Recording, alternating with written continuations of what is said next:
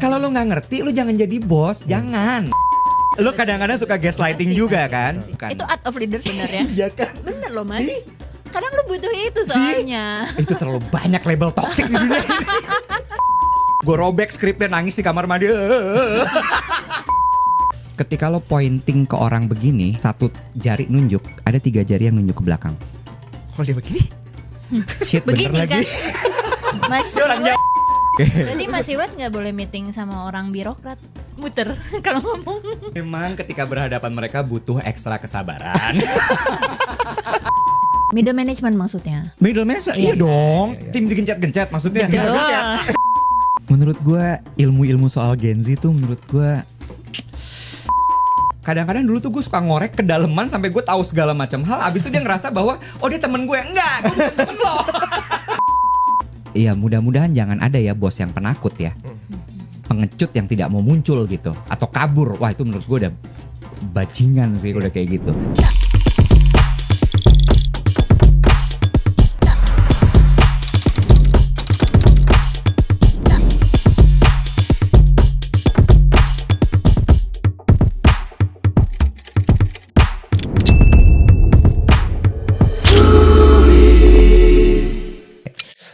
hari ini kita datang lagi nih, narasumbernya Triwis pasti ya, gitu kan? Karena sangat populer.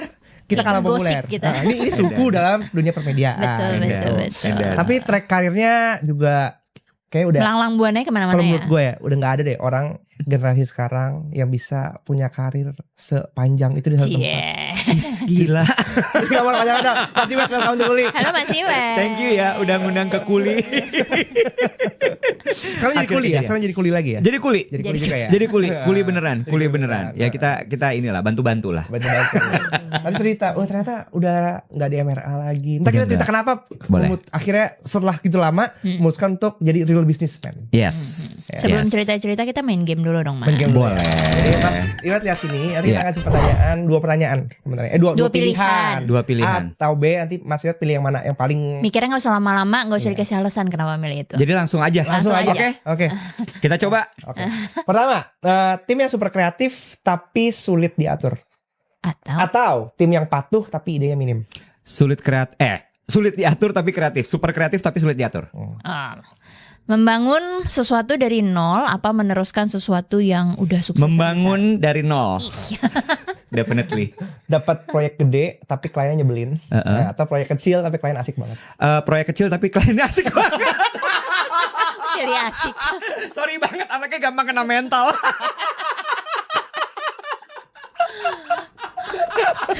Waduh. Yang penting asik. Abis itu soalnya biaya psikolognya mahal, hipnoterapinya mahal. Abis. Waduh. Oke, lanjut. Kerja bareng sahabat tapi kadang jadi nggak profesional, atau kerja bareng profesional tapi nggak nyambung kalau ngobrol. Wah berat. Yang pertama aja deh. Sahabat aja ya. Iya. Iya nggak ya? Iya saya. Mikir. Lebih enak kerja jadi profesional atau Bikin sendiri. Gue akan jawab jadi punya bisnis sendiri. Punya bisnis sendiri ya. Oke. Punya bisnis sendiri. Ini nggak boleh dikasih alasan-alasan ya. Tapi nanti ditanya dong please. minta ya. Iya. Please ditanya please. Oke, sebelum masuk ke menjelaskan bisnis sendiri, Mas Iwat kan kalau track karirnya mulai dari bawah banget ya. Penyiar radio. Kemudian Bandung ya? pelan-pelan Ya kan? Bandung dulu. sampai jadi level management, kemudian punya power di mana-mana. Gila, serem banget. Sempat middleman juga tapi lo. Iya. Apa sempat apa? Middle management maksudnya. Middle management? Iya dong. Tim digencet-gencet maksudnya. Itu kan emang menarik ke situ ya. Pernah dong. Dari zaman dulu sampai sekarang, apa sih hal-hal yang menurut Mas Iwat tuh kayak dulu begini kok sekarang begini ya gitu? In terms of apa? Dulu begini, sekarang begini. Dunia kerjanya. Oh, dunia kerja. Kerjanya. Oke. Gini. Jawabannya kalau gue ditanya seperti itu, gue akan jawab tidak ada yang berubah. Sebenarnya. Cuman mediumnya aja yang berubah. Gitu. Contohnya apa ya? Contohnya misalnya gini deh. Nggak tahu ini termasuk berubah atau enggak gitu ya. Zaman dulu pekerjaan itu harus cepat. Ya semua, dan itu sampai sekarang semua harus cepat, bener nggak? Cuma kalau zaman dulu kalau mau cepat adalah pakai fax. Waduh. Bener. Ya kan? Ya itu udah level paling cepat tuh, gitu ya. Mau lebih cepat lagi telepon, gitu ya. Telepon terus kemudian fax. Terus zaman mulai berubah, masuklah handphone. Karena kalau pakai telepon harus pakai extensionnya berapa, nyambung dulu ke resepsionis and the bre. Supaya lebih cepat handphone, langsung direct. Kemudian penggantinya fax apa? Penggantinya fax adalah email. Keren pager. Pager soalnya kalau misalnya ngomongin panjang susah. Kasihan operatornya. Terbatas ya. Iya. Terbatas. Pendek. Iya kan? Jadi menurut aku sebenarnya semua sama gitu. Sama-sama dituntut untuk cepat, cuman mediumnya yang berbeda gitu. Jadi dari zaman dulu sampai sekarang dalam dunia pekerjaan semuanya sama, cuman mediumnya aja yang berbeda-beda. Politiknya sama di kantor dari dulu sampai sekarang. Terus kemudian apalagi yang mau dibilang? Masalah bawahan sama atasan masalahnya sama. Komunikasi, tidak mengerti, pemahaman sama kan? Cuman orangnya beda-beda aja. Kalau sekarang anak buahnya mungkin begitu kesel chat GPT gimana bikin surat resign. Kirain sekarang bawahannya gitu kesel di sosial media. Atau lagi meeting tiba-tiba begini. Habis itu Sosial viral media. gitu ya. Tapi sebenarnya sama gitu. Terus apalagi menurut aku sebenarnya semua sama gitu. Dari dulu sampai sekarang cuma tinggal mediumnya dan gayanya aja yang berbeda gitu. Iya. Kita kan selalu bilang ya kalau namanya leadership itu adalah sebuah proses, journey gitu ya. Agree. Kalau lu belum di titik itu, lu nggak akan pernah paham tuh konteksnya apa. Betul. Ya kan? Betul. Lu mulai dari bawah banget nih, ya kan? Iya. Dulu tuh perspektif lu soal ketemu bos-bos lu tuh gimana sih, Mas Ibet? Apa hal-hal yang paling aneh kayak bos gue kenapa begitu ya gitu ya? Anjir lah kayak gitu. Oke. Gue nggak tahu ya apa yang gue kurang mindful atau memang gue sangat cukup beruntung. Gue ketemu bos nggak enak tuh cuma beberapa kali aja. Bahkan ketika gue ketemu sama bos yang tidak enak pun, gue berusaha mencari sisi positif dari orang tersebut. Iya, jadi contoh misalnya ketemu sama bos yang mudian, tapi dia super kreatif. Yang gue ambil adalah justru sisi kreatifnya banget itu. Wah, nih orang bisa mikirin hal-hal yang gak bisa dipikirin sama orang lain ya terkait dengan ide. Walaupun mudinya ngehe banget. Anjrit lah gitu. Ya. Atau ada lagi bos yang super galak. Saya Mutia Kasim. Waktu gue di radio. Itu maksud gue kalau lo mau ngomongin puncaknya galak, di situ puncaknya galak. Wah gila sih. Lo kalau misalnya Mutia Kasim hidup di zaman sekarang, dia udah berkali-kali kena cancel sih. Tapi maksud gue melihat sisi positifnya dari dia adalah determinationnya dia, disiplinnya dia, konsistensinya dia, dan profesionalismenya dia. Dan itu yang gue pegang gitu, bukan masalah marah-marahnya dia, bukan masalah gue dilempar kasetnya, itu nggak pernah. Oh, dia pernah dilempar kaset? Oh, dilempar dong, masa enggak? Dengan bangga mempersembahkan dilempar kaset, gitu. Kaset cuy, sakit lah ya. Iyalah. Jadi maksud gue semua penyiar Hard Rock FM yang di eranya gue waktu Mutia Kasim pernah dilempar kaset. Enggak, maksud gue pasti pernah punya ceritanya masing-masing sama Mutia Kasim gitu. Diteriakin suruh pulang karena bajunya nggak pantas ke kantor, ya pasti pernah. Oh iya dong. Wow, zaman sekarang ke kantor bisa sandal jepit, Mas. Wah, itu sih bisa hancur sama dia. Oh, ganteng sekarang. Baru mau dibilang siapa nih yang bakal disuruh pulang Mas Ibet. Logikanya gini. Lu siaran radio nggak ada yang lihat, Mbak. Iya. Ngapain gue mesti dandan? Tapi buat dia no. Kita semua penyiar radio itu adalah brand ambassador dari radio tersebut. So you have to dress proper. Lo harus bener-bener representatif. Belum kalau misalnya ada klien datang, interview. Jadi dia bener-bener minta kita untuk proper. Dan dia dress head to toe. Iya lagi. Iya. Jadi dia emang di situ gue belajar soal leading by example ya. Gitu. Jadi masalah baju tuh zaman sekarang emang kita habis ngobrolin baju soalnya Mas. Kita sebel banget banyak banget orang zaman sekarang yang cuma kaos celana pendek dengan alasan Mark Zuckerberg kaos celana pendek, Iya. kaosnya berapa juta gitu kan? Iya. Kalau gue akan gue balikin, lu Mark Zuckerberg, Iya. lu punya apa? Siapa yang kenal lu? Iya, gitu. kalau lu belum ada yang kenal jangan sok-sokan. Iya. Udahlah gitu. Kayak kalau Mark Zuckerberg kaos celana pendek, semua orang nggak mau butuh juga butuh-butuhin orang yang punya duit pasti. gitu. Nah, itu dia. Lu Heeh. kaos celana pendek orang lihat kerja juga kayak males akhirnya Iya, kerjasamanya iya, gitu kan ya. Iya. Sebel iya. batu, tapi Iya. keren juga ya. Iya. Sampai ke baju-baju cuy, Iya. galaknya. Kalau gue Iya. nggak kelihatan. Dan Betul. kalau gue pernah nonton kayak apa ya, vlog-vlognya dulu tuh siapa ya? Apalagi kan banyak kan penyiar-penyiar radio yang si Nikta Gina Oh, kayak iya, gitu-gitu. iya. Kan dia Tapi sering zaman bikin di vlog-vlog, Prambors. siaran pagi-pagi beler-beler Iya, kayak iya, gitu iya. kan. Emang Iya. ya belum dandan juga kan? Iya. Karena kan nggak radio nggak ada yang lihat Iya, juga benar, anyway benar, gitu. benar. Kalau partner-partner gue yang perempuan pas siaran radio dulu tuh jam 6 iya masih kacau banget. Tapi jam setengah 7 itu udah alat makeup udah digelar. Karena jam 7 itu pasti ada klien. Oh. Jam 8 orang kantor udah mulai datang. Nah, di saat orang kantor datang itu udah harus ready semuanya. Gitu. Tapi di level mana sih penyiar radio itu jadi merambat ngurusin sampai ke klien-klien juga Mas? Sampai naik level mana masuk ke Nah, ngurusin itu? beruntungnya waktu gue di MRA Hard Rock FM, mungkin ini juga yang suka ditanya sama klien gitu ke gue. Apa sih yang bedain penyiar hard rock sama penyiar lain gitu ya? Kita tuh selalu di-challenge untuk bisa ngembangin kemampuan kita gitu. Di-challenge-nya mulai dari yang level kreatif sampai level bisnis. Jadi ada yang di-challenge untuk oke, lu mau jadi produser nggak? Oh. Kalau lu jadi produser, lu belajar bikin skrip, lu belajar approach orang, lu belajar produce, lu belajar untuk budgeting, supaya lu tahu satu show itu budgetnya berapa, sehingga untuk nutup cost-nya lu butuh berapa.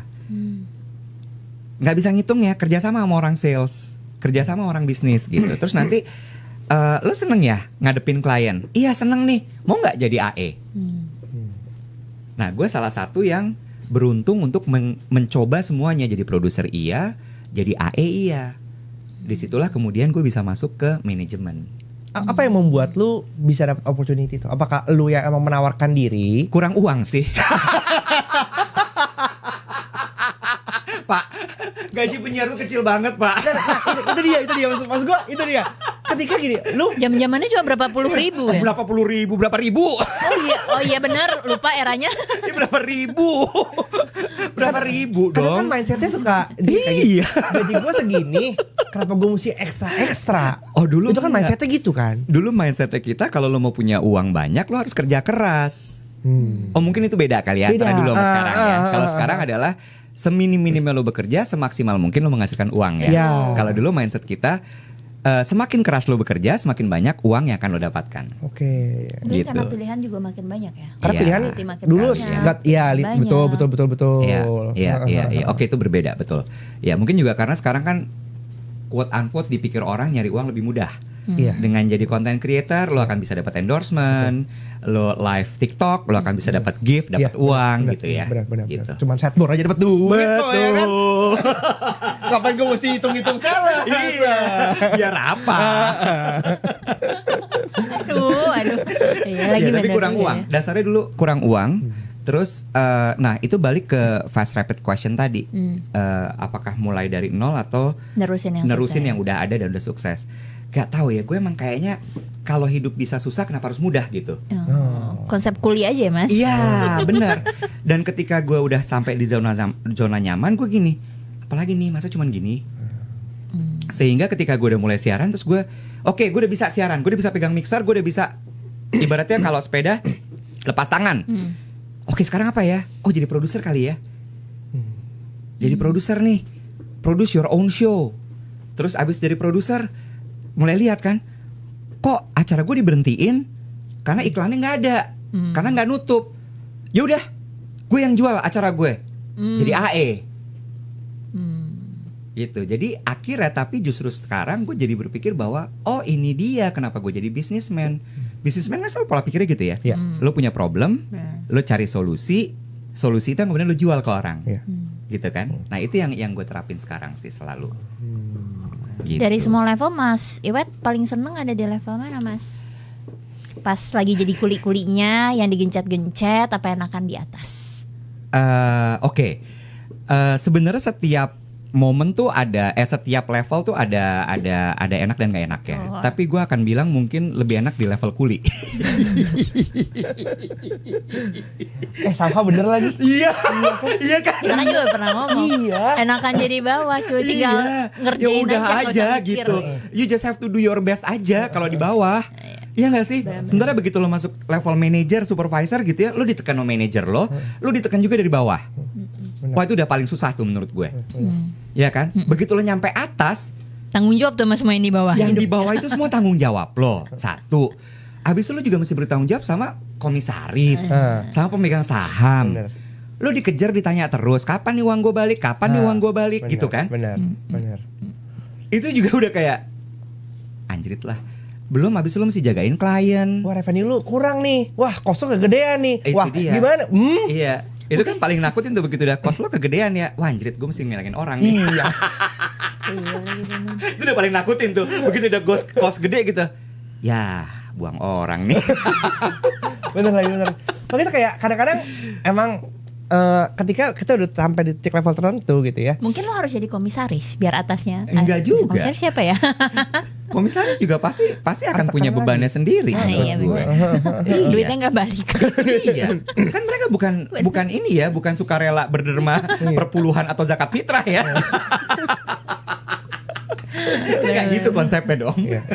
Bakal tetap Setiap level punya tanggung jawab masing-masing Betul, kayak gitu. Dan betul. ya, ketika lu masih di level kuli atau eksekutor, Iya. menurut gua yang perlu lakukan adalah lu just do your best gitu. Correct. Karena lu nggak perlu mikirin sesuatu yang gini semakin tinggi semakin otak dipakai diperes Iya. dan mental kena. Iya. Psikolog mahal kan. Psikolog mahal. Sama satu lagi gini ya, di momen lo ada di posisi bawah, posisi eksekutor, selain do your best adalah di situ saatnya lo untuk memperkaya skill lo.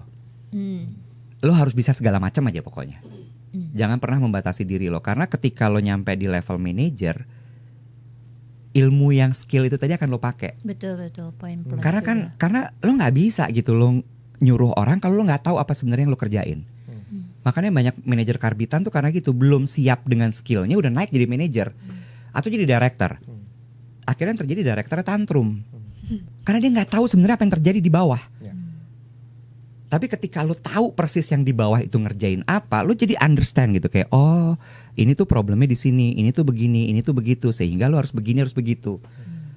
Tinggal nanti adjustment aja. Sebentar, zaman sekarang masih valid nggak ya yang gue jalanin dulu? Kalau udah nggak valid, gimana caranya untuk bisa gue keep up dengan itu? Jadi lu tim sebagai seorang leader harus paham teknis. Banget. Lo tau nggak kenapa gue memperbesar aset sosial media gue? Gue live TikTok segala macam. It's a lab experience. So I understand. Gue ngerti bener gimana bikin konten. Gue ngerti. Gue tuh banci data. Setiap kali gue bikin konten itu gue cek 15 menit gue cek engagementnya gimana nih. Berapa detik orang yang nonton. Hook gue berhasil apa enggak. Karena setiap kali nanti gue bikin direction, hook lo gak kena. Gue tahu persis gimana cara bikin hook yang kena. Ya. Bener gak? Setuju. Karena sekarang kan 3 detik loh, udah bukan 6 detik lagi. Betul. Bener gak? Itu sebenarnya yang gue lakukan. Begitu masuk live TikTok gitu. Jadi ketika gue ketemu klien, wah live TikTok lagi booming ya, gue udah tahu live TikTok tuh apa. Dia tuh binatang apa, YouTube tuh gimana. Dan gue sangat suka sekali ngebedah daleman. Jadi ketika meeting sama tim konten gitu ya, itu gue selalu gini, oke buka dalemannya, gue mau lihat satu-satu kontennya ini naiknya gimana, performance-nya gimana, apa yang bikin dia flop, apa yang bikin dia nggak sukses gitu. It's a lab experience, karena kalau buat gue seburuk-buruknya bos adalah bos yang cuma ngomong doang. Kalau gue mungkin lo gak harus ngerti dalam banget ya. Iya. Tuh, bener gak sih? Bener. Kalau lo nggak ngerti, lo jangan jadi bos, jangan. Lo akan bikin tantrum tim lo. Banyak Tim lo soalnya kesian. narasi-narasi yang sekarang digaungkan tuh kayak sebagai pemimpin, manajer, yang penting lu bisa manage orang. Enggak. Itu udah cukup. Enggak. Kayak gitu. Enggak. Kalau lo nggak ngerti, gue nggak mau ngomong sih, jangan deh. Sejago-jagonya manage orang, tapi kalau lo nggak ngerti lo main bikin frustasi. Frustrasi kan jadinya. Iya. Lo nya frustrasi, tim lo juga frustrasi karena Bapak maunya apa? Ibu maunya apa sih? Gak bagus, pokoknya gak bagus ya. Tapi nggak bagusnya di mana, Bu, Pak? Kamu exercise sendiri lah. Nah, nggak bisa gitu dong, Pak. Saya juga bingung. Saya mau exercise apa lagi nih? Apa saya mesti deadlift? Apa saya squat? Apa nih? Bener gak sih? Kamu dead aja kayaknya nggak sanggup di lift. Aku pilih dead. Udah nggak ada yang bisa di lift. Aku dead aja. Iya gitu. Jadi itu yang gue pelajarin gitu. Karena beruntung lagi bahwa previous boss gue tuh semuanya tahu persis apa yang mereka kerjain. Mutia Kasim tahu persis apa yang dia kerjain. Ya kan, secara teknis siaran, presenting, menjadi selebriti, how she brand herself. That I learned from her, gitu kan. Terus kemudian setelah itu gue ada 2 sebenarnya bos yang 3 lah ya, bos yang benar-benar nempel di kepala gue. 1 Mutia Kasim, terus kemudian yang kedua adalah almarhum Mas Haryo Wijanarko. Itu gue belajar soal running media dari dia, dan bagaimana menghandle orang di level itu ya. Dia bisa tahu semua apa yang lagi diomongin sama orang di bawah. Gue gini, anjir dia tahu dari mana, gila. Kacau, tapi gayanya selengean. Kayak seolah-olah tuh kayak tahu apa sih nih orang? Enggak, dia tahu semua hal. Dan dia tahu persis PNL segala macam tuh dia ngerti. Akuisisi klien, entertain klien, mikirin kreatif. Bahkan dia sebenarnya bukan orang kreatif ya, tapi dia bisa meng-unlock orang-orang kreatif untuk menciptakan produk buat dia supaya bisa dia jual. So, he is good in giving direction. Lalu kemudian yang kedua adalah almarhum, udah meninggal semua. Almarhum Balia Sunario. He was my mentor in advertising agency world. Dia ngajarin gue mengenai human skill. Human skill tuh how to treat your team. Karena dia memimpin dengan gaya ibu perempuan, nurturing, caring, tapi tegas. When it comes to business, it's business. Ngomongin numbers ya numbers. Tapi ketika dia tahu tuh main lepas rem, gas remnya gitu ya. Kalau misalnya dia gas. Terus nanti dia ngerem, dia ajak makan, dia kirim makanan, dia kirim bunga. Terus dia tahu tim lagi lembur, ntar tiba-tiba datang makanan gitu. Itu sesuatu yang gue gini, oh oke, emang tim harus diginiin. Oh, gue satu lagi belajar dari Ibu Veronica Tan. Gue pernah dampingin dia waktu di Pilkada DKI kan. Dia bilang gini, bahasa Hokkien itu apa ya? Kita makan dulu lah, gitu ya. Apa gitu gue lupa gitu. Dia selalu kalau pagi gitu, lu udah lim kopi Bo? Udah minum kopi belum? Gitu. Ya kalau misalnya belum, minum dulu gitu. Kalau nggak, gue nggak mau ngomong sama lu, pasti ribet loh. Karena dia tahu gue mesti minum kopi pagi. Terus kemudian makan itu penting. Jadi dia bilang jangan pernah ngomong sama tim lo kalau tim lo belum makan. Sama pacar juga. Ya berapa? Iya lagi. Iya lagi. Berantem yang ada Mas. Iya bener. Makan dulu deh. Tapi dia selalu bilang gitu, karena dari meja makan tuh lo bisa masuk omongan-omongan soal pekerjaan, soal apa gitu. Dan itu gue terapin semua. Jadi itu kode ya, kalau dikasih makan ada kerjaan berarti. Pasti. Sampai gue bilang gini. Makan kasih kerjaan. Exactly, gue kayak gini. Yah, diajak makan, kerja nih abis ini. Tapi iya. Dan gue melakukan itu sekarang. Kemarin gue baru cerita di siaran pagi. Gimana caranya gue bisa keep in touch sama tim gue. Kadang-kadang gue kalau meeting tuh gue pilih gitu ya anak-anak untuk meeting sama gue. Dari junior ya, level yang junior, eksekutor gitu. Supaya gue nanti abis meeting kita makan ya. Gue ngobrol sama dia. Gimana? Apa yang lo rasain? Apa yang jadi kendala? Lo merasakan apa? Apa yang lo gak suka? Apa yang lo suka? Gitu. Dan itu benar-benar cuman gue momen nanya denger. Sama gue minta dia untuk nanya ke gue. Gitu. Dengan tipe Mas Iwet yang kayak gini, Mas Iwet tuh tipe yang ngobrol sama tim sampai ke masalah personal, bisa curhat gitu gak sih Mas? Dulu iya, lalu kemudian gue batasi karena tidak baik. Maksudnya gini ya, kalau gue cerita masalah pribadi gue udah jelas enggak? Betul. Itu enggak gitu ya, tapi kadang-kadang dulu tuh gue suka ngorek kedalaman sampai gue tahu segala macam hal. Abis itu dia ngerasa bahwa oh dia temen gue, enggak, gue bukan temen lo. Oh, boundariesnya lewat. Hei, sebentar, kelewatan. Mundur. tapi gue bisa gue suka mengetahui hal-hal yang detail dari tim gue. Gitu gue suka kayak, nah ini satu kemarin baru interview satu calon account, tim account, terus rekomendasi dari bosnya. Jadi bosnya lagi nyari tim nih. Aku udah kelabakan, gak bisa, aku mesti punya tim. Oke, kasih gue rekomendasi. Terus dikasih rekomendasinya, gue interview. Terus dia nanya, gimana mas? Udah ngobrol sama dia? Udah. So what do you think? Terus gue jawab, dia orangnya gini ya. Kayaknya mungkin karena masa lalunya begini, orang tuanya begini sehingga dia jadi gini. Segini, mas, bentar. Aku aja nggak tahu part itu. Karena gue kalau misalnya interview orang, part skill itu gue tanya cuma sedikit. Oke. Tapi yang gue tanya justru dalemannya dia. Gimana dia dibesarkan masa kecil, gimana orang tuanya treat dia, terus superior figurnya dia siapa. Tapi itu terlalu personal nggak? Enggak. Karena gue mau tahu dia nanti gimana di dunia betul, kerja. itu ngaruh sih ke root belief assessment soalnya kan. Karakter kan. Iya, karakter. Karena kan kerjaan itu ekosistem. Iya. Benar. Lo tahu persis orang-orangnya kayak apa. Kalau dia masuk bisa blend in nggak dia? Kalau dia nggak bisa blend in, kacau loh. Betul. Apalagi dunia kreatif. Ya. Yang semuanya berdasarkan mood, perasaan. Begitu dia aneh sendiri, bubar semua. Iya. Dan lo nggak mau ngerusak kan ekosistem yang udah ada itu. Kalau aneh bareng gitu. Betul. Jangan aneh sendirian. Betul. Bener. Sehingga ini adalah kumpulan orang aneh. Welcome to the club. Jadi normal. Jadi tidak aneh. Kalau lu aneh di terus sendirian tuh jadi aneh. Iya. Bener. Berarti sekarang Mas Iwan tipe leader yang kayak apa Mas? Galak gak? Iya. Segalak apa? Kalau marah bentak-bentak gitu gak Mas? Atau kayak Kan lu serius. iya, atau kayak kalem tapi kayak anjing. Oke, kalimat kasar tidak keluar. Tapi kalau marah. Marah sampai yang gue suka nyecer. Pusing. Terpojok. Iya. Jadi oke, kalau anak zaman sekarang ngomongnya gaslighting ya. Kalau menurut gue itu push and pull. Tarik, lepas lagi, dorong lagi, tarik gitu. Tapi maksud gue gini, gue kadang suka gini, anjir gue gaslighting ya. Kan suka ada ciri-ciri gaslighting. Ini adalah bos-bos red flag gitu. Aku nih gitu. Ayam kok gue.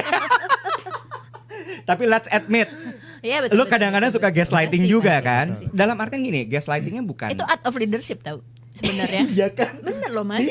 Kadang lu butuh itu soalnya. Itu terlalu banyak label toxic di dunia ini. Kan lu juga harus ngelihat lawan lu gak boleh gitu, nanti kita di cancel orang-orang. Ya, tolong Mas Iwet aja ini cancel. Parah banget.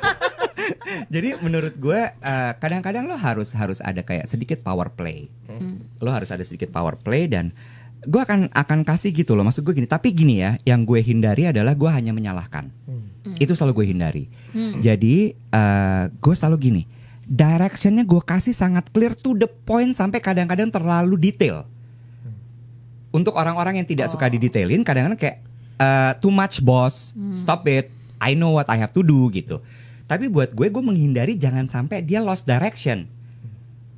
Gue kadang-kadang suka kalau bikin direction tuh gue bikinin detail A, B, C stepnya mau ngapain. Enak tuh. Enak kan? Tapi ada beberapa orang juga yang gak suka gitu. Kenapa? Karena ketika gue marah, gue gak salah. Kan udah gue kasih directionnya. Kan gue udah ngomong sama lo, kenapa gak lo kerjain? Berantakan kan sekarang. Nah gue bisa yang ngomong itu sampai dia ngerasa bersalah banget tuh gue bisa. Ngeri ya.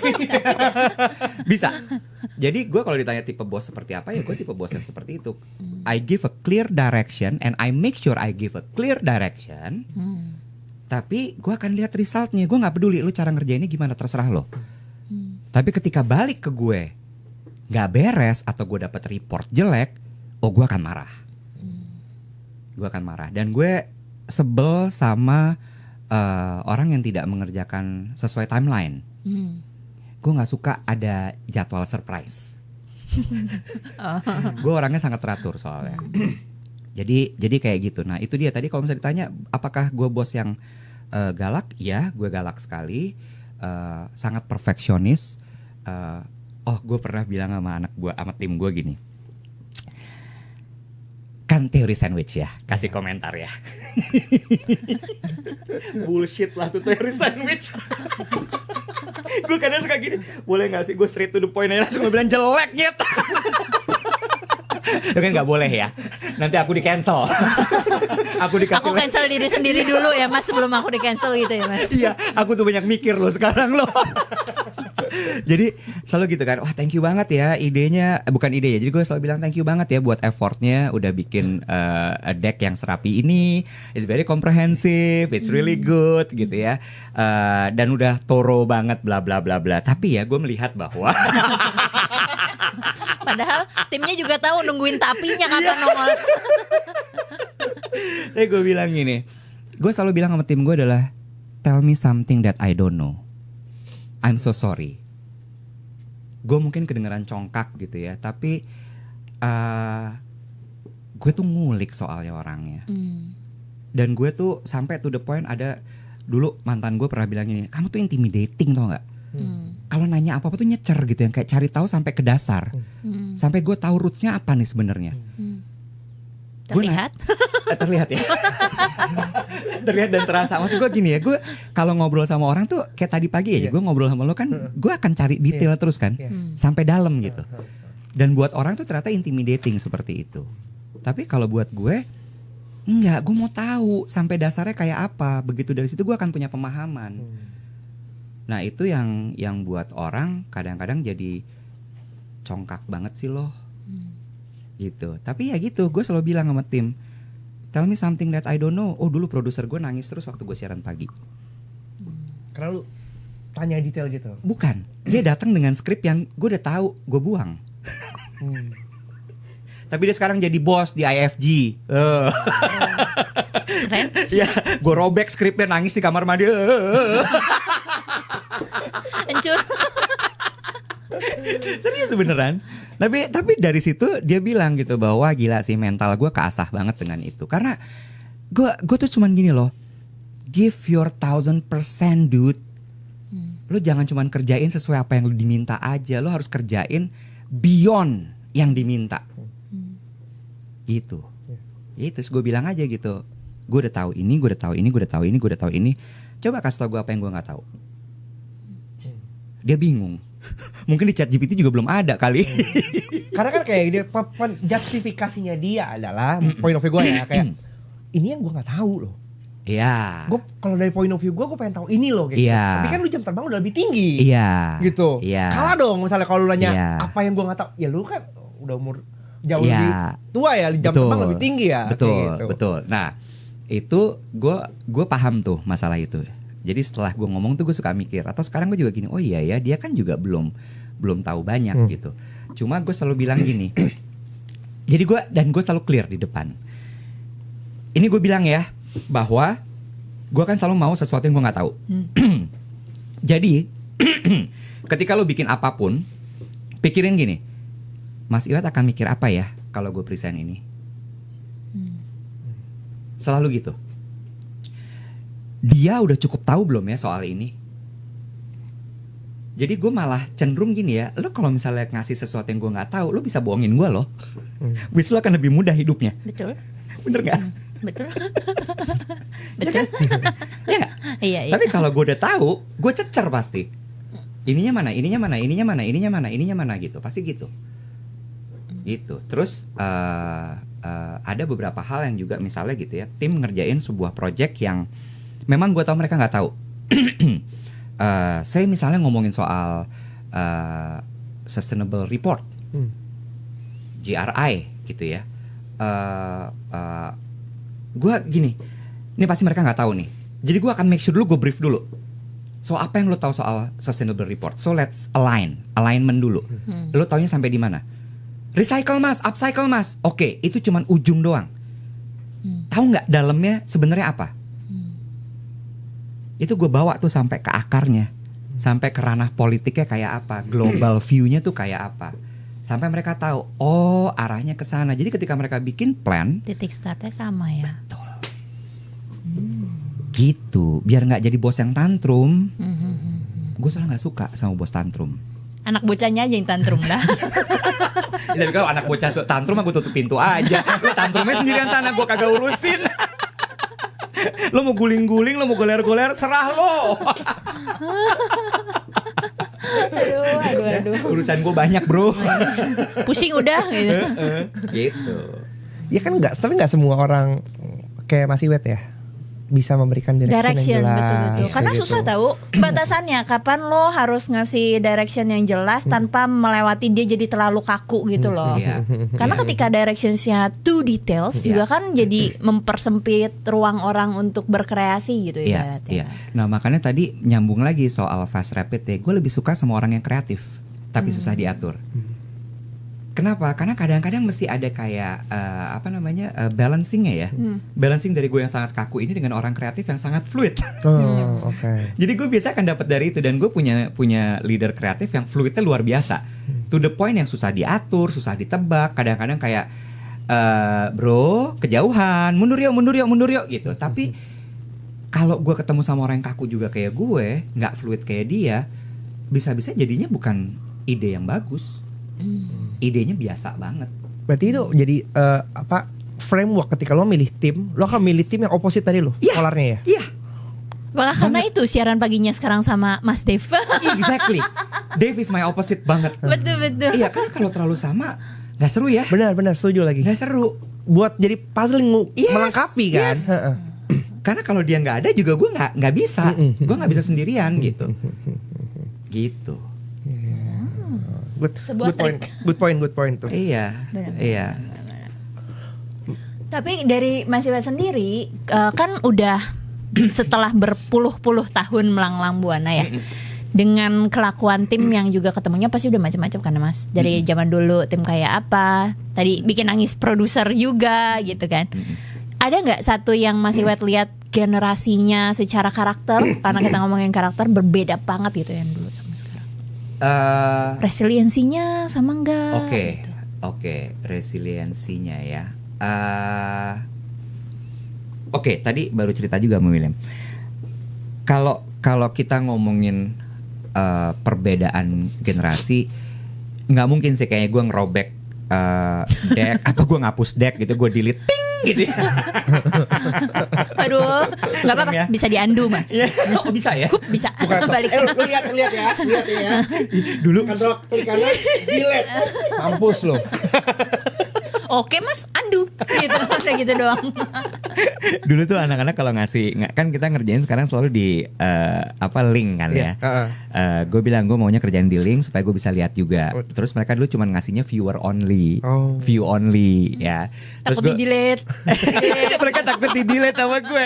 Terus gue udah mulai gini, nggak bisa nih gue view only, nggak bisa nih gue. Gatel. Kasih gue jadi akses buat editor gitu. Oke, kasih editor. Karena gue alasannya biar gue bisa komen. Terus dia bilang nggak usah editor Mas, komen aja. Enggak. Gue mau editor. Kan ada akses komentar, bisa aja deh alasannya Mas. Komentar aja, kenapa mau edit? Terus karena alasannya adalah supaya gue bisa kasih komentar, edit beberapa part gitu. Nah, zaman sekarang seperti gue udah nggak bisa lagi tuh yang kayak ngerobek skrip, ngedelete link gitu ya. Kayaknya itu udah bukan umur gue lah melakukan itu. Tapi kalau resilient dulu sama sekarang, ini bandingin yang tadi skripnya gue robek ya. Dia tetap resilient banget loh. Dia tetap, setelah dia nangis di kamar mandi, sekarang dia tetap nangisnya balik di loh. Mercy tapi Mas. Iya bener. Nggak di kamar mandi. Iya, nangisnya di Mercy. Dia tetap balik gitu ya. Terus untuk kemudian tetap jagain siaran gue sampai selesai. Menurut gue itu resilient. Yeah. Yang tim gue sekarang di advertising agency yang gue punya atau di Ripin dan Telling, itu resilientnya juga gila loh. Resilient gila to the point yang gue sampai gila, gue salut banget sama mereka. Salutnya tuh dalam artian yang gini. Gue dari awal bilang bahwa this company is different with other company, terutama agency. Jadi jangan expect ya untuk cara kerjanya sama seperti di agency. Apalagi tim gue banyak yang dari tim multinasional. Multinasional tuh kan flow of worknya tuh, flow conduct of worknya bener-bener teratur gitu. Mereka dijagain account, ada produser, ada project manager, ada apa segala. Sementara di sini enggak. Dan gue acung jempol sama tim gue itu karena mereka bener-bener bisa kayak ya resilient yang tiba-tiba tim kreatif dikontak sama klien. Terus gimana dia berusaha untuk menghandle itu. Terus gue alhamdulillah sampai sekarang belum pernah tuh ngalamin yang ada di meme disuruh revisi mulu tapi nggak ada lembur. They are willing to do it. Tapi gue juga bilang gini, kita usahain supaya weekend ini kita nggak kerja ya. Jadi kita padetin di weekdays. Oke. Terus ketika weekend terjadi harus kerja, gue akan minta maaf dulu pasti. Guys, I'm so sorry, but I think we need to regroup untuk bahas ini, gitu. Jadi gue belum pernah ngalamin resilient yang aneh-aneh gitu ya. Tapi ada satu pernah yang menurut gue agak off dari tim yang lain. Awalnya mereka nggak berani bilang timnya. Terus kemudian lama-lama kok ini gue sensing ada sesuatu yang nggak beres gitu. Terus gue tanya kenapa begini-begini, kok dia nggak dilibatin, kok dia gini, kok dia gitu. Terus dia gitu mulai, ya mas repot soalnya kalau dilibatin juga tetap nggak dikerjain. Gitu ya. Loh tapi waktu dia interview tuh kayaknya bagus sekali. Ya kenyataannya nggak mas. Itu laporan dari satu. Gue cross check ke yang lain. Oh sama semua nih. Akhirnya gue bilang gini, terus kalian gimana? Ya ini nggak cocok sih sama tim kita. Dari mereka ngomong gitu. Terus akhirnya gue bilang gini, oke, dia nggak cocok, mesti diapain ya?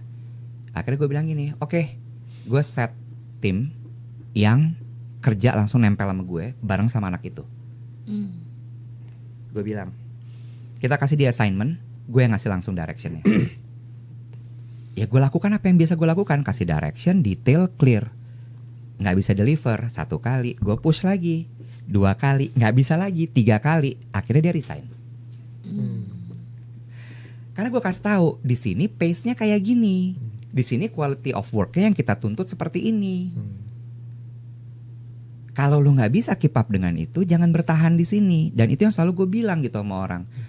Lu kalau misalnya nggak tahan sama suatu tempat kerja, segera keluar, jangan cuman lu ngeluh. Apalagi ngomong di sosial media, buat apa? Satu itu akan mengotori hati lo dan membuat lo jadi tidak positif. Yang kedua buat perusahaan juga nggak bagus.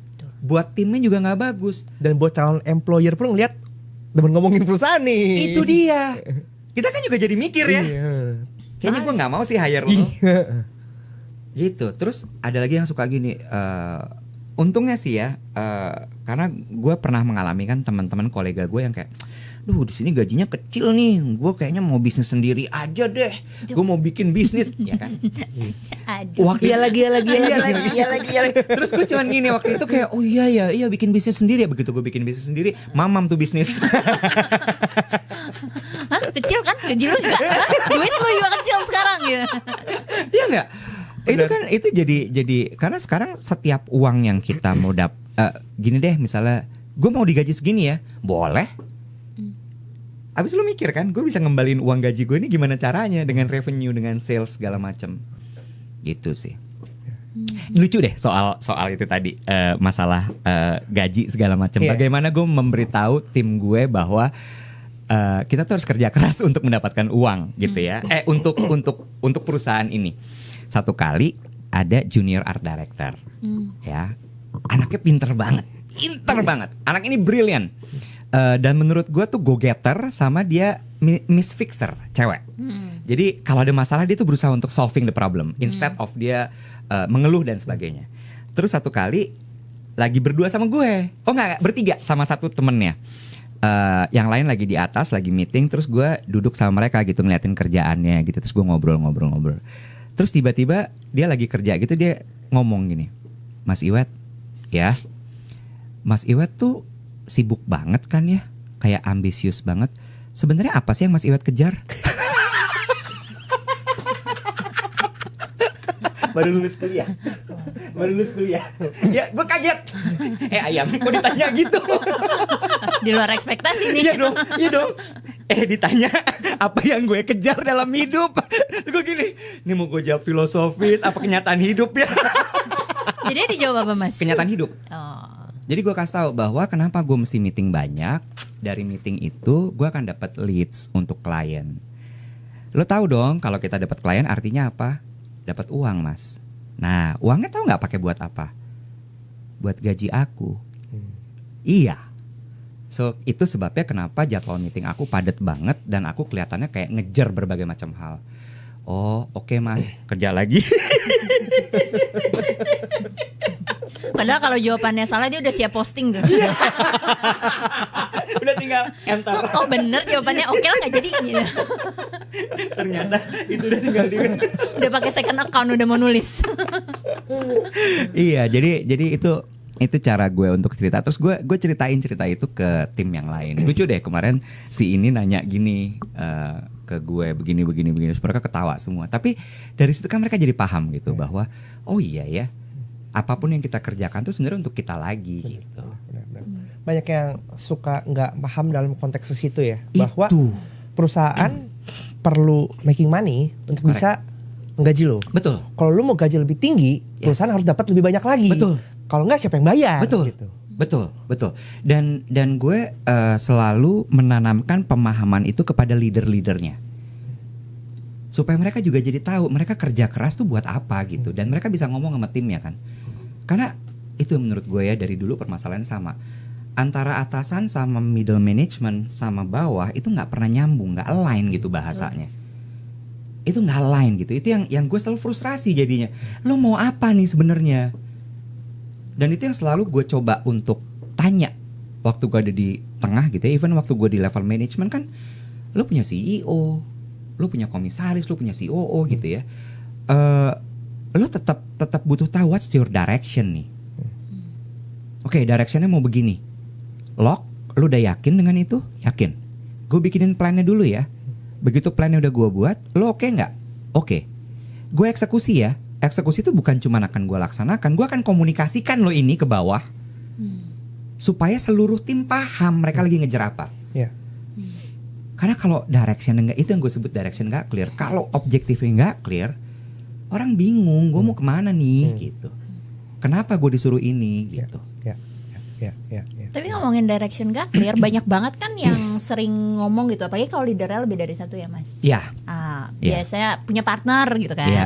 Biasa si partner satu maunya apa, partner dua Iya. maunya apa gitu, Iya. turun ke bawah jadinya beda tuh. Betul. Ngikutin yang mana nih, Mas Iwat ngomongnya ini, William ngomongnya ini Iya. gitu. Gue ngikutin leaders yang mana, itu kan sering terjadi ya mas. Nah, Pernah itu- terjadi gak di Mas Iwat? Gue berusaha untuk itu tidak terjadi. Jadi biasanya gue selalu ada di tengah tuh. Gue ada di tengah untuk memastikan bahwa semuanya align. Makanya kalau di perusahaan ada managing director, so Bukan cuma title. Iya, bukan cuma title. Lu mesti manage itu orang-orang. Direkturnya lo manage. Iya, itu mesti diapain supaya jadi satu suara gitu. Itu gue belajar di korporasi yang besar gitu. Di korporasi yang besar tuh gue belajar untuk kayak oh itu fungsinya title managing director itu, bahwa gue tuh mesti mengcompile semua keinginan lo ini menjadi satu. Dan kita nggak bisa langsung brak gitu. Mungkin kalau perusahaan yang lebih kecil agak lebih serem ya, karena si oh ini mau ini, si ini mau ini, ngomong aja semua gitu. Betul. Mungkin harus ada manajer yang memang memahami dulu nih si atas nih maunya apa nih. Jadi sehingga ketemu manajernya ngomong ke bawah, kita begini ya. Dan manajer ini sama yang atas ini atau managing director atau apapun itulah harus lock dulu, hitam di atas putih. Kalau perlu kontrak darah dulu gitu, bahwa lo taken ya, udah oke nih. Karena kalau misalnya dia berubah lagi, hancur ke bawah. Dan itu selalu gitu kan, begitu dia oke, gue bikin plannya, 3 bulan review, balik lagi, review, balik lagi. Gitu. Sama gue belajar dari Mbak Lia, almarhum tadi yang mentor dan atasan gue, bos gue. Harus ada yang jadi bumper. Harus ada yang jadi bumper. Betul. Biar gimana pun. Karena kasihan loh, tim di bawah tuh nggak ngerti apa-apa. Mereka nggak tahu high level people tuh mikirnya gimana. They don't understand. Mereka cuma tahu mereka kerja aja. They deliver their KPI, objektifnya segala macam. Terus udah. Sementara di atas kan ruwet ya. Punya banyak pertimbangan, punya banyak pemikiran, punya banyak agenda, punya banyak keinginan. Kalau itu semua ngomongnya brak ke bawah, hancur loh bawahnya. Betul. Jadi emang harus ada yang berperan di tengah untuk jagain semua gitu. Difilter. Betul, difilter. Penyok-penyok dah tuh bumper. penyok. Cuma ya balik itu yang gue bilang gitu ya. Ketika lo menjadi leader, kadang-kadang kan yang orang kejar cuman either title atau gajinya. Betul. Tapi lo tahu nggak sih dengan title dan gaji sebesar itu apa yang lo hadapi sebenarnya? Kepenyokan itu. Psikolog mas lah. Exactly. Uang psikolog. Exactly. Makanya lo lihat ya di Jakarta ini banyak sekali sports club yang isinya CEO kan. Iya lagi. Buat curcol. Ngumpat-ngumpat aja. Curcol sama sebenarnya ngeluarin energi Bener, negatifnya bener. dia Iya, yang bener. kayak wah gila nih gitu. Plus gue belajar juga bahwa mereka tuh ngolah badan bukan sebenarnya buat secara psikologis dia merasa kuat gitu. Karena nggak capek banget jadi bos tuh. Iya. Level tuh kacau men. Betul. Kacau. Gitu. Kadang speednya cepet, pressure-nya kencang. Wah, Exactly dan itu kan lo butuh mental dan fisik yang kuat ya. betul. Dengan pressure, speed, apalagi tuh. Gitu. Internal, eksternal segala macam. Makanya dulu almarhum Mas Haryo Wijanarko mantan bos gue pernah bilang, happy boss, happy team. And I agree with that.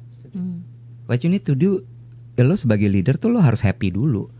Karena once lo nggak happy dengan apapun itu, bawah lo kacau pasti. Karena kalau nggak happy pun harus terlihat happy. Iya. Kayak kondisinya kondusif. Iya, betul. Oke, kita masuk ke Leaders React. Ada komen-komen fenomena-fenomena di internet yang Oke. kita pengen Mas Iwet bisa Berkomentar. merespon. Nih, Oke. skill ajaib seorang leader adalah delegasi. Gimana cara delegasiin yang benar? Kalau ngomong aja nggak didengar, nggak jalanin, dan taunya nuntut hak. Zaman sekarang minim introspeksi diri, susah banget bangun awareness dan ownership. Ini yang mana nih? Berarti yang dikomentarin. Secara keseluruhan ya. Karena agak nggak nyambung antara headline anjay. Emang konten kreator banget ini. Sorry bro, gue jurnalis. Headline lo clickbait. Iya lagi.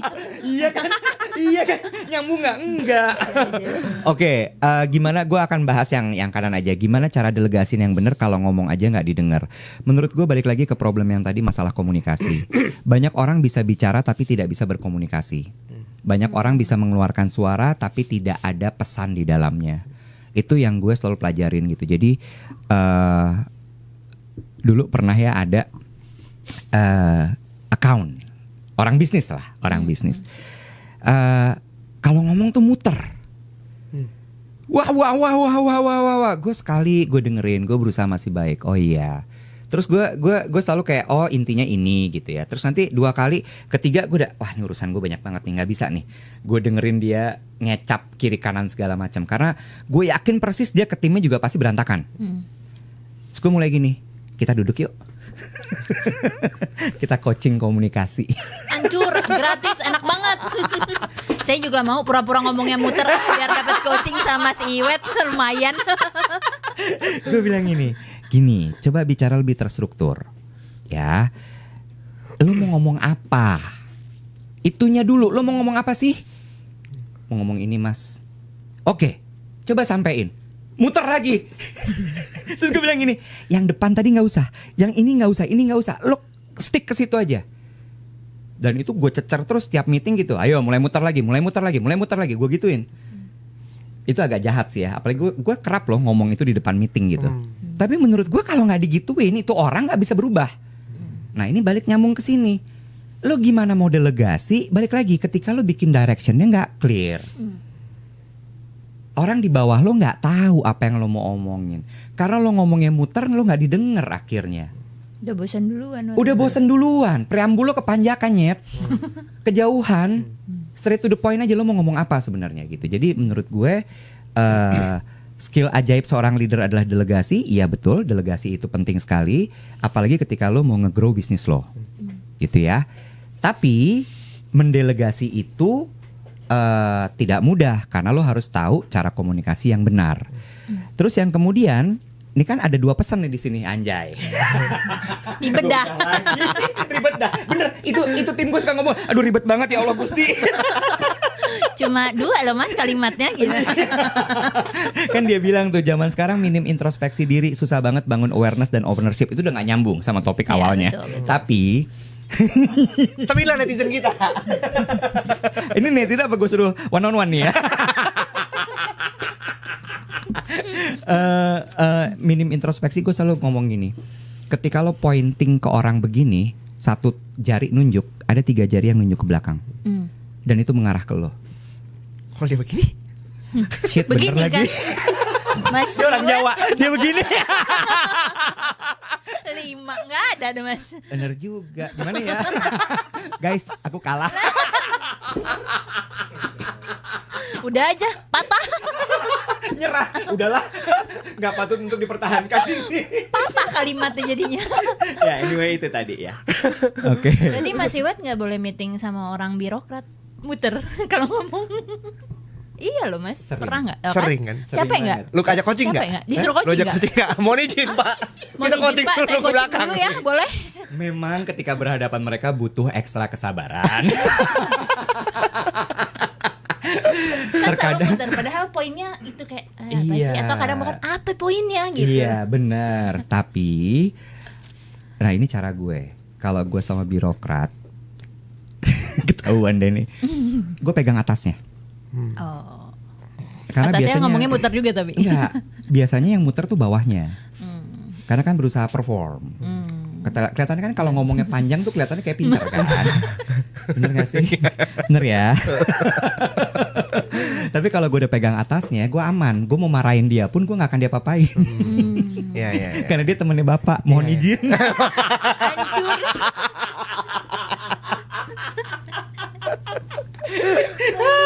Aduh. Oke. Lanjut. Lanjut. Sosok Yutaka. Ini video ya? Oke, nonton Iya. video dulu Mas. Oke. Sosok Yutaka Shibata. Oh yang ini. Bos Marwa dia membisu di kepung buruh. Oke. Perusahaannya pilot, bosnya yang diri di tengah, nggak ngomong apa-apa, dia yang dikepung sama buruhnya karena THR sama gaji April belum dibayar. Dia pasang badan, Oke. tapi nggak ngomong, Dia nggak ngomong. nggak diem doang. Kenapa lu nggak ngomong Nyet? Ngomong kali, gimana sih? Mungkin nggak bisa bahasa Indonesia. Bisa, Orang butuh Jepang. translator. Tuh, Lah dia diem doang ngapain dia. berdiri di depan gini? Oh di Mamatung siang malam. Diri mematung meski diberi Makan, makan dan minum dia ia menolak dan nolak. tetap diam di tempat. Oh aksi bisu, tapa bisu Pengaruh. dia. Viral, iya betul. Terus? Udah. Udah. 205 karyawan belum menerima gaji maupun pesangon. Ini komentar aja kan ya? Ya. Mau disuruh coaching juga boleh Mas. Enggak, ini enggak disuruh coaching. Sorry konteksnya dulu karena kan ada juga kalau misalnya lagi pilot gini Hilang. hilang. Oh ini malah hadir. Ini hadir tapi tidak ngomong. Iya, walaupun dia nggak ngomong ya. Iya, iya. Eh, Mungkin nggak bisa ngomong bahasa Indonesia, namanya betul. Jepang soalnya. Jepang Jakarta. Dia ngomong Yutaka. percuma nggak ngerti juga nanti. Benar. Ano. Hancur, gue udah siap jawaban. Dipatahin. Dani. Iya nggak? Nano. Oh. Gue pikir masih mau nyaut, katanya tahu-tahu Gila, kayak, Menurut gue acungin jempol. Dia ada di situ. Dia memunculkan dirinya. Karena menurut gue dalam kondisi sulit seperti ini kemunculan sosok itu penting. Betul. Gitu ya. Walaupun dia tidak berbicara, menurut gue harusnya dia bicara, kasih tahu apa yang terjadi sebenarnya. Menurut gue seperti itu. Terus kemudian gue acungin jempol juga, dia mau pasang badan, literally pasang badan nih di sini ya. Karena dia muncul banget dan kayak ya udah, I Marahin throw aku. myself, terserah deh gitu. Tapi juga nggak sehat sih kalau dia nggak ngomong. Itu dia. Dia harus tetap menjelaskan. Paling tidak kan ketika gue baru baca tadi tuh soal gimana Singapore Airlines menangani krisis pesawat yang kenapa-napa di iya, Bangkok betul, ya kalau nggak betul. salah. Dan menurut gue itu benar Yang gitu. turbulensi itu kan. Iya. Jadi langsung actionnya apa? Karena yang dibutuhin sama karyawan ketika terjadi sesuatu dengan perusahaannya atau terjadi sesuatu terhadap bisnis, they need to know what's your action, what's Benar your lagi. plan, dan timelinenya seperti apa. Bener. Gitu. Kalau sampai ada bos yang kemudian tidak muncul dan menghindar, itu artinya udah parah banget. Karena menurut gue ya mudah-mudahan jangan ada ya bos yang penakut ya. Pengecut yang tidak mau muncul gitu atau kabur. Wah, itu menurut gue udah bajingan sih udah kayak gitu.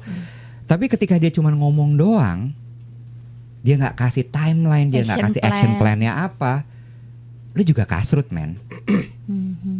Lu artinya nggak tahu lu gimana cara nyelesain ini. Gitu. Itu sih. Karena di PR juga kayak gitu kan. Iya, betul. Gitu. Walaupun nanti dulu, Betul. kasih klarifikasi dulu. iya, Ngapain? betul. Walaupun kadang kalau di PR kan dikurasi ya. Iya. Apa yang mau lo sampaikan informasi. Tapi selalu gitu. What's your action plan? Dan timelinenya kayak apa?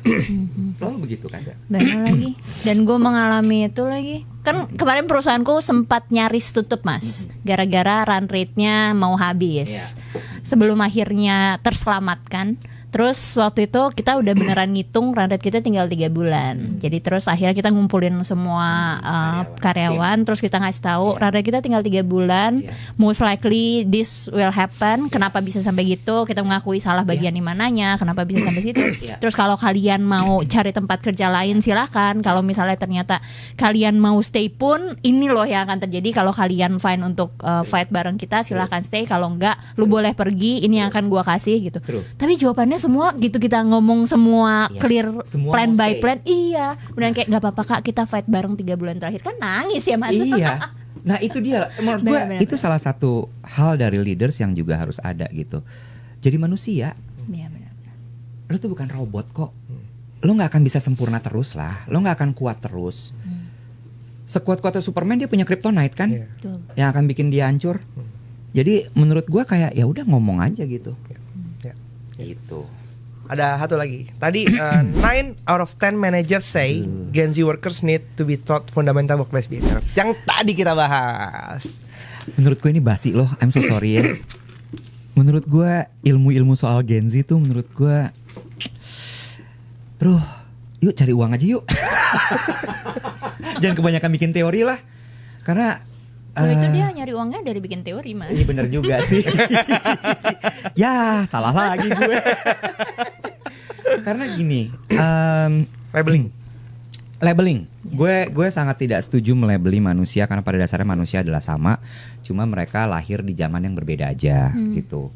Terus Gen Z workers need to be taught. Millennials juga harus dikasih tahu kok, harus diajarin satu-satu. Boomers apalagi, Gen X juga, nggak cuman Gen Z kok. Gitu. Terus menurut gue lagi, gue selalu unpopular opinion kalau udah ngomongin soal Gen Z. Karena entah kenapa ya, Gen Z itu menurut gue, mudah-mudahan gue nggak jadi kemakan omongan gue karena gue baru sekali sih nemuin Gen Z aneh. Gen Z itu menurut gue adalah bridge lo sebagai generasi yang lebih tua untuk menjadi relevan dan jadi tahu apa yang dimauin sama market. Karena mereka yang jadi leader lo nantinya. Ya. Dan jangan lupa nih kadang-kadang ya yang tua-tua ya suka stuck di satu momen, tau gak lo? Kayak pemerintah kan sekarang masih ngomongin milenial ya. Kayak dude, milenial udah tua, gue tuh milenial loh. Gue udah tua loh, gue udah mau 50 loh. Iya gak? Iya. Come on, move on. Ini sekarang Gen Z, semua gila-gila Gen Z. Gen Z. Lu udah pernah mikirin Gen Alpha belum? Betul. Ntar lagi masuk tuh dunia kerja. Exactly. Gue kemarin habis ngobrol sama temen gue, dia bilang gini, dia punya anak Gen Alpha, kelas 3 SMP. Kelas 2 SMP. Mau dilesin AI sama dia. Ini ibu-ibu. Gue mau lesin AI anak gue dibantah sama dia. Ngapain buang-buang uang? Aku bisa belajar sendiri. Dia bukan belajar sendiri, dia udah gunain AI itu hari-hari.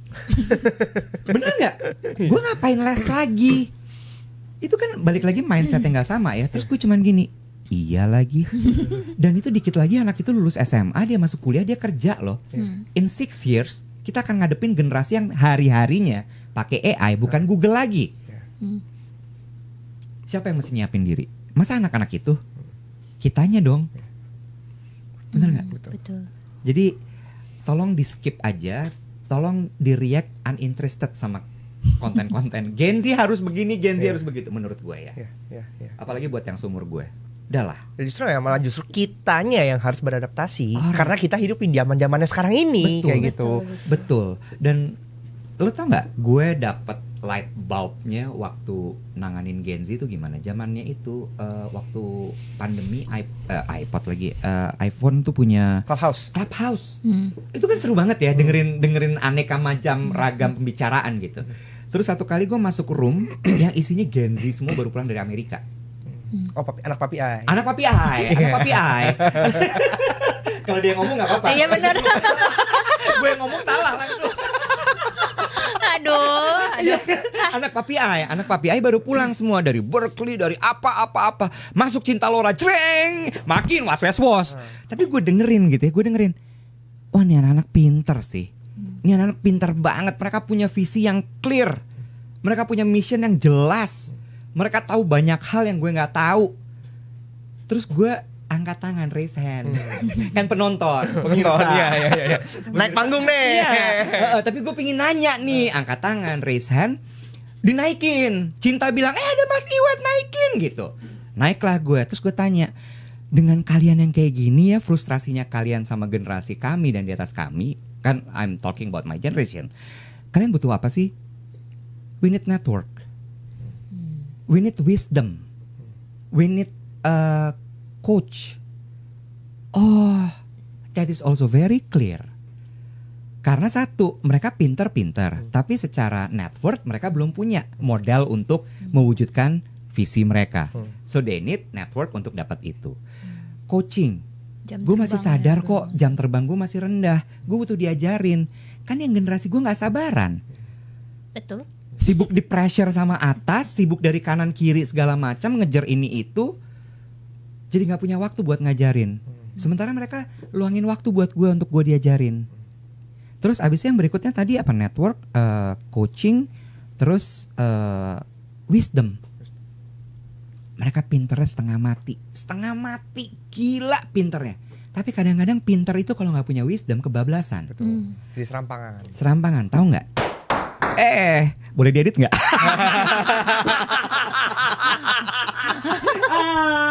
Tolong edit ya, please. Boleh. Tolong, jangan. Nanti boleh dipotong aja, dipotong. Itu jangan sampai kedengeran. Dipotong. Di sebuah perusahaan konglomerasi yang sangat besar sekali di negara ini, itu sekarang udah masuk ke generasi ketiga atau kedua, ketiga benar. Karena papanya, kakeknya yang bikin, papanya, terus sekarang mereka. Iya.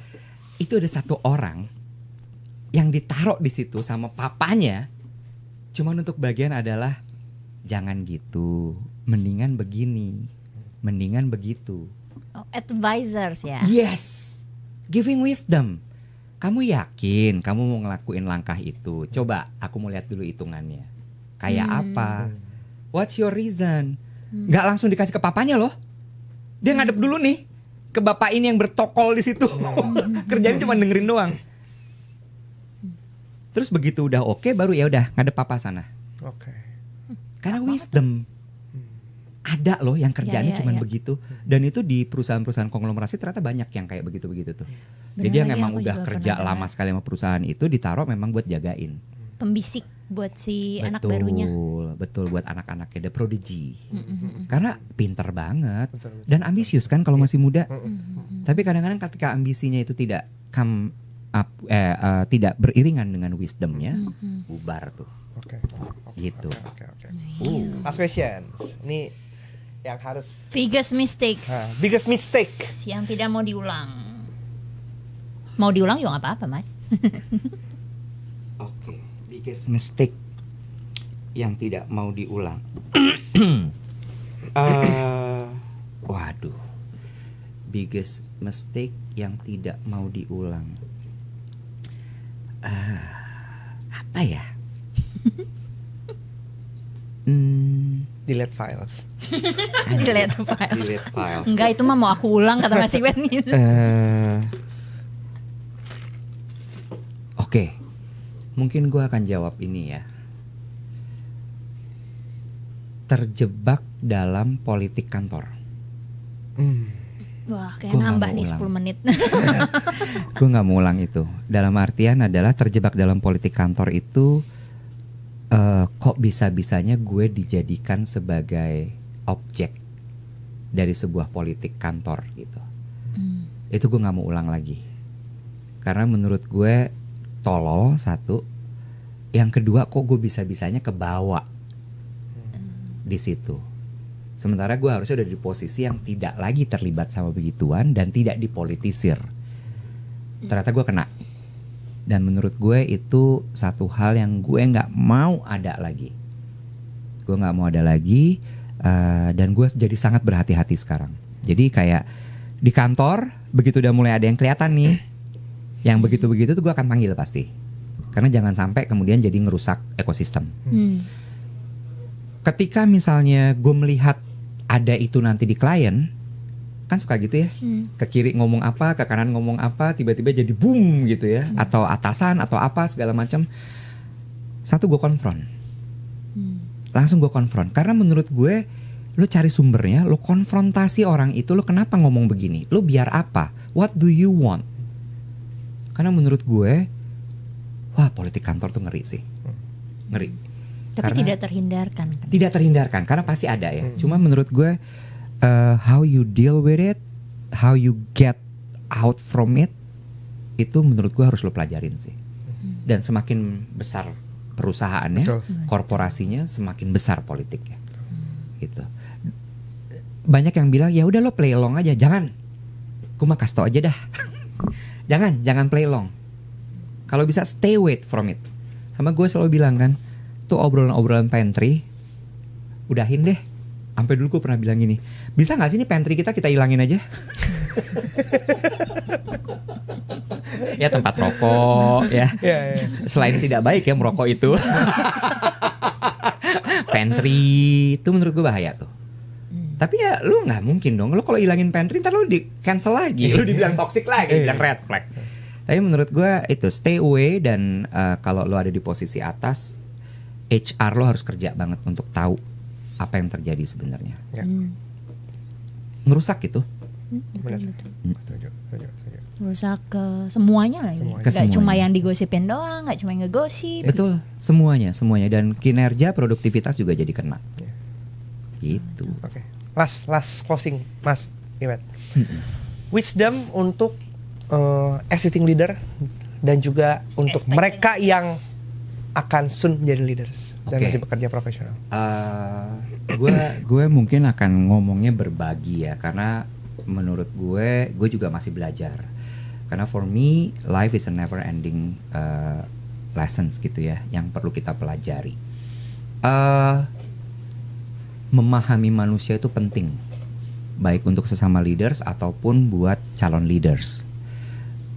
Menurut gue kuncinya dari jadi seorang leaders itu adalah memahami manusia itu tadi, gitu ya. Dan ternyata itu juga kunci hidup. Yang gue juga baru belajar nih, memahami itu penting banget gitu. Karena ketika lo paham, apalagi lo sebagai leaders, lo akan punya helicopter view.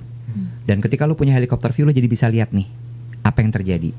Leaders kan harus gitu ya, lo naik ke atas, lihat seluruhnya, baru lo turun lagi ke bawah untuk masuk ke detail, gitu kan. Sama yang kedua adalah skill. Kalau lo belum punya skill yang mumpuni, jangan ngotot jadi leader. Walaupun gue tahu bahwa lo akan selalu evolving, belajar hal baru, tapi please sebagai leader, kalau lo udah punya title leader, lo harus belajar itu dengan cepat. Kalau nggak mampu, bilang nggak mampu. Karena lo akan menciptakan environment yang tidak menyenangkan ketika lo jadi leader yang nggak paham. Itu sih menurut gue. Mantap. Thank you Mas Iwet buat obrolannya. kasih Gak berasa banyak. udah 1 jam lewat, tapi menurut gua banyak. Lewat berapa ya? Lewat 3 blok. Aduh. Ya, thank you ya, udah diundang. Thank you. Terima kasih banyak udah dikasih kesempatan buat cerita banyak hal. Oke, jangan lupa untuk komen insight apa yang paling menarik dari obrolan kita sama Mas Iwet. Sampai jumpa di episode Episode selanjutnya. selanjutnya. Bye. Bye.